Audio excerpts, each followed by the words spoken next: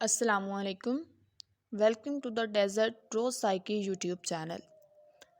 Today our topic is schizophrenia.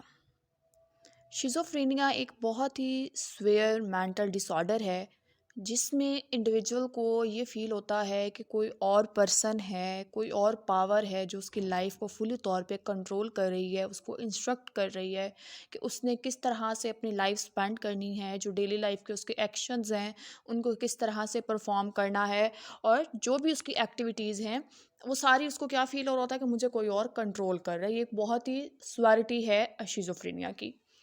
तो normally हम देखते हैं कि इसकी जो कॉज़ होती है, अगर हम बात करें, एक ओवरव्यू लें हम शिज़ोफ्रेनिया का, तो इसमें क्या होता है कि अगर हम इसकी बायोलॉजिकल कॉज़ देखें, तो इसकी जो बायोलॉजिकल कॉज़ होती है वो ये होती है कि आपका कोई एक्सीडेंट हो गया है, कोई आपको इंजरी हो गई है। स्पेशली आपका जो हेड होता है उसके 4 पार्ट होते हैं। फ्रंट इज़ फ्रंटल लोब, जो आपके एयर के पास होता है it's your temporal lobe, and back and पे प्राइटल लोब। अगर आपका जो फोर हेड है, जो आपका फ्रंटल लोब है, उसके अंदर जो आपका ब्रेन का पार्ट है, उस वहाँ पे कोई ऐसी इंजरी हो गई है, चोट लग गई है, वो पार्ट आपका डैमेज हो गया है, तो भी आपको शिज़ोफ्रेनिया हो सकता है। ये तो हो गई हमारी बायोलॉजिकल कॉज, एक मेडिकल कॉज, एक इंजरी की वजह से। फिर हम बात करते हैं कि ऐसी कौन सी साइकोलॉजिकल रीजंस हैं जिनकी वजह से भी आपको शिज़ोफ्रेनिया हो सकता है। तो वो है आपका एक लॉन्ग टर्म स्ट्रेस, कि एक काफ़ी लंबे अरसे से आप स्ट्रेस की सिचुएशन से गुजर रहे हैं, जिसमें आपका लॉस ऑफ जॉब हो सकता है, फाइनेंशियल क्राइसिस हो सकती हैं, कोई अनहैप्पी मैरिज हो सकती है, मतलब कोई भी ट्रॉमा हो सकता है जो लॉन्ग टर्म आप इसको फेस कर रहे हैं। उसके बाद जो हमारे पास नेक्स्ट चीज़ आती है, वो आती है इसके सिम्टम्स, कि सिम्टम्स क्या हो सकते हैं जिस भी पर्सन को शिज़ोफ्रेनिया होगा। तो इसके सिम्टम्स को पहले जो डीएसएम थी उसमें डिवाइड किया गया था 2 कैटेगरीज़ में, positive symptoms and negative symptoms. अब मोस्टली क्या होता है कि हमारे जो स्टूडेंट्स होते हैं उनको पता होता है कि पॉजिटिव सिम्टम्स है, नेगेटिव सिम्टम्स है। पॉजिटिव सिम्टम्स में हमारे पास जो है अब ये सिम्टम्स है, नेगेटिव में ये है। लेकिन अगर उनसे ये सवाल किया जाए कि पॉजिटिव सिम्टम्स को पॉजिटिव सिम्टम्स क्यों कहा जाता है, क्या रीज़न है, और नेगेटिव सिम्टम्स को नेगेटिव क्यों कहा जाता है, आपको ये तो पता है कि पॉजिटिव में ये है, नेगेटिव में ये है, लेकिन इनको ये नेम देने की वजह क्या है, तो ये चीज़ हमें पता नहीं होती। तो उसमें जो पॉजिटिव सिम्टम्स हैं उनका मतलब ये होता है, देखें, पॉजिटिव हम जब बात करते हैं तो पॉजिटिव का मतलब होता है कि हम कुछ चीज़ें ऐड कर रहे हैं, प्लस कर रहे हैं। तो पॉजिटिव सिम्टम्स क्या होंगे कि जब इंडिविजुअल के अंदर वो चीज़ें प्लस हो रही होंगी उसकी पर्सनालिटी के अंदर, जो एग्जिस्ट नहीं करती। जैसे कि बहुत बड़ी एक सिम्टम है शिज़ोफ्रेनिया का, दैट इज़ हेलुसिनेशन, डिल्यूजन, जिसमें उसको चीज़ें नज़र आ रही होती हैं, आवाज़ें सुनाई दे रही होती हैं। वो चीज़ें क्या होती हैं, वो एक्चुअली में एग्जिस्ट नहीं कर रही होती, वो चीज़ें उसकी पर्सनालिटी में ऐड हो रही हैं, उसकी लाइफ में ऐड हो रही हैं जो पहले नहीं थी। It means these are positive symptoms. देन हम बात करते हैं नेगेटिव सिम्टम्स की। नेगेटिव का मतलब क्या होता है, माइनस। कोई चीज़ जब जा रही है, माइनस हो रही है, ख़त्म हो रही है, तो नेगेटिव सिम्टम्स वो सिम्टम्स जो उस इंडिविजुअल की लाइफ से माइनस हो रहे हैं, जैसे कि loss of speech, communication, posture अपना वो बैलेंस नहीं कर सकता, ठीक है, थिंकिंग नहीं कर सकता, डिसीजन नहीं ले सकता सही तरीके से। तो ये चीज़ें क्या हैं, उसकी लाइफ से माइनस हो रही हैं, दैट कॉल्ड नेगेटिव सिम्टम्स। अब जब डीएसएम को रिवाइज किया गया, एक और रिसर्चेस की गई, तो इन सिम्टम्स की एक और कैटेगरी बना दी गई है जिनको कहा जाता है डिसऑर्गेनाइज सिम्टम्स, अलग से, जिसमें आपकी डिसऑर्गेनाइज स्पीच है, डिसऑर्गेनाइज थॉट्स हैं, परसेप्शन है, मतलब अलग से कैटेगरी बना दी गई है। पहले इनको नेगेटिव सिम्टम की लिस्ट में ही रखा जाता था, अब डिसऑर्गेनाइज कर दिया गया है। अब बात करते हैं हम सिंपल शिज़ोफ्रेनिया का, एक जनरल चीज़ें हमने देखी। एक चीज़ होती है, हमने अपनी क्लिनिकल प्रैक्टिस में एक केस देखा जिसमें यह था कि एक 23 to 24 ईयर्स का जो है वो एक लड़का है, और वो एडिक्ट है, आइस एडिक्ट है, एडिक्शन ड्रग्स का। तो ड्रग होती है आइस, उसका वो एडिक्ट है। वो हमें बताता है कि अब वो रोड पे जा रहा है, और रोड पे जाते हुए उसको अचानक से रात का टाइम है, आवाज़ आई है जो उसकी मदर की आवाज़ है, कि बेटा तुम्हारे पापा ने ना मुझे किडनैप कर लिया है, मुझे बचा लो। वो गाड़ी से उतरता है और जो है इधर उधर देखता है, तो वो कहता है पता नहीं अब मेरी मामा कहाँ चली गई हैं। तो खैर वो घर जाता है और घर जाके देखता है कि उसकी मम्मा वो घर पे हैं, और तब से उसने एक बिलीव बना लिया, एक रिजिड बिलीव बना लिया कि जो घर पे हैं वो मेरी असली मम्मा नहीं है, मेरी असली मम्मा को मेरे बाबा ने जो है वो कहीं छुपा के रखा हुआ है। और तब से उसने क्या किया, उसको हमें जब वो रात को सोता है तो सोते हुए उसको आवाज़ें आती हैं कि उसकी अम्मा की आवाज़ें आती हैं, उसकी मदर की आवाज़ें आती हैं कि बेटा मुझे बचा लो, तुम्हारे बाबा मुझे मार रहे हैं, मुझे यहाँ से आके बचा लो, मुझे अगवा करके रखा हुआ है। ठीक है, या उसे नज़र आती हैं चीज़ें। तो जो उसका एक बिलीव बन गया है ना कि मुझे मेरी मम्मा जो है वो नहीं है, दैट इज़ डिल्यूजन। कि आपके क्या होते हैं, आपके फॉल्स बिलीव बन जाते हैं, आपके रिजिड बिलीव्स बन जाते हैं ऐसी चीज़ों पे जो वाकया होती ही नहीं है। ठीक है, और जो शिज़ोफ्रेनिया पहले हमने पढ़ा, तो जो ये केस हमने बताया इसमें जो, अगर आप इसको शिज़ोफ्रेनिया तो कहेंगे, लेकिन इसको हम कहेंगे ड्रग इंड्यूस शिज़ोफ्रेनिया। कि ड्रग्स वो लेता था और ड्रग्स ने उस पे ऐसा अफेक्ट किया कि उसको ये सारे सिम्टम्स आना शुरू हो गए।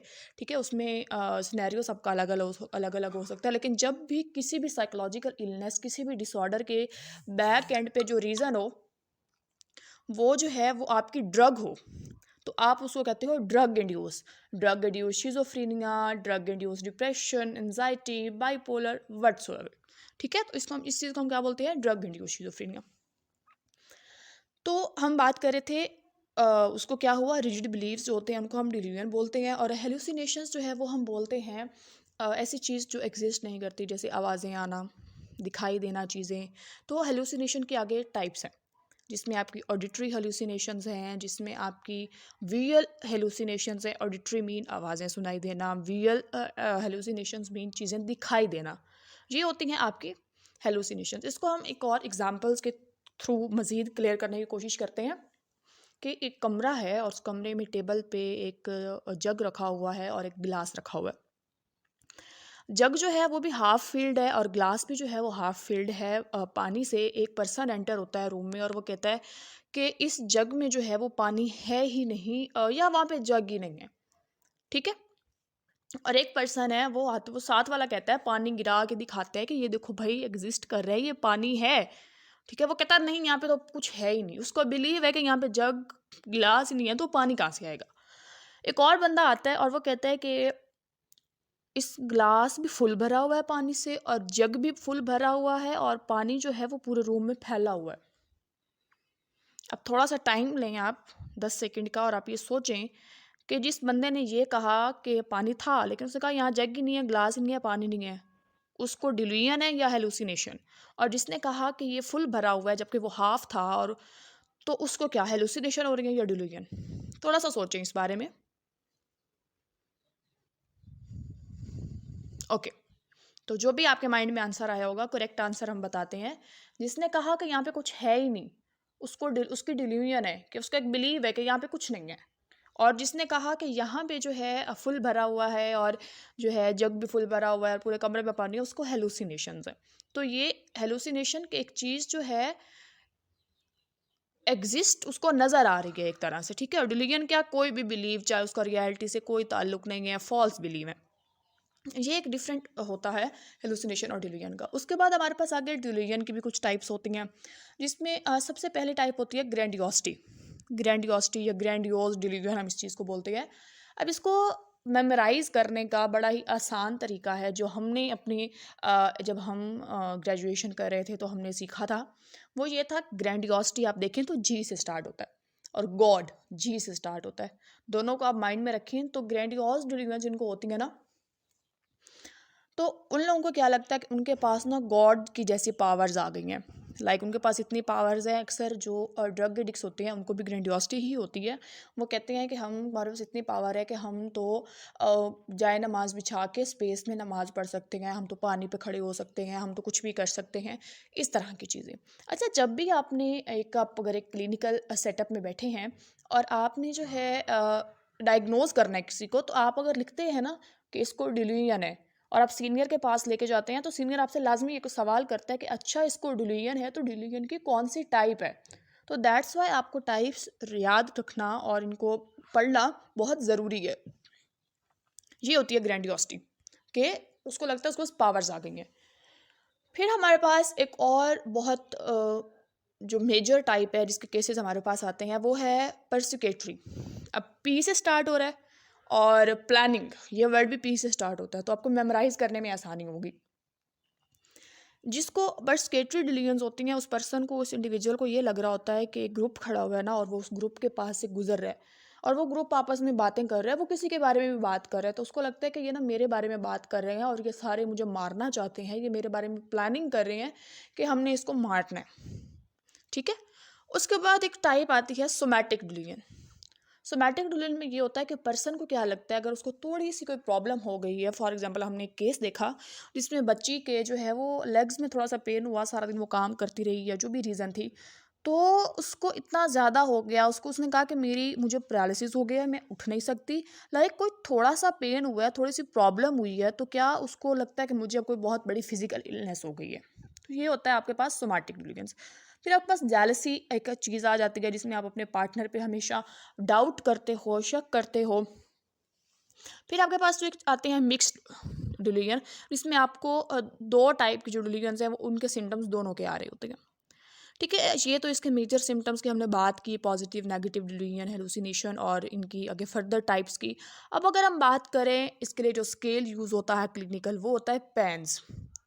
ठीक है, पॉजिटिव नेगेटिव स्केल का वो पूरा एक स्केल होता है जो नॉर्मली जब हम क्लिनिकल सेटअप में बैठे होते हैं और हमारे पास शिज़ोफ्रेनिया का क्लाइंट आता है तो हम उस पर कोई भी स्केल अप्लाई कर नहीं सकते, क्योंकि वो इस कंडीशन में होता नहीं है कि वो कोई भी हमारे स्केल उस टाइम फिल करे। तो पहले टाइम उनको एडमिट करना पड़ता है, उनकी एक पूरा एक ट्रीटमेंट चलता है, और जब वो इस काबिल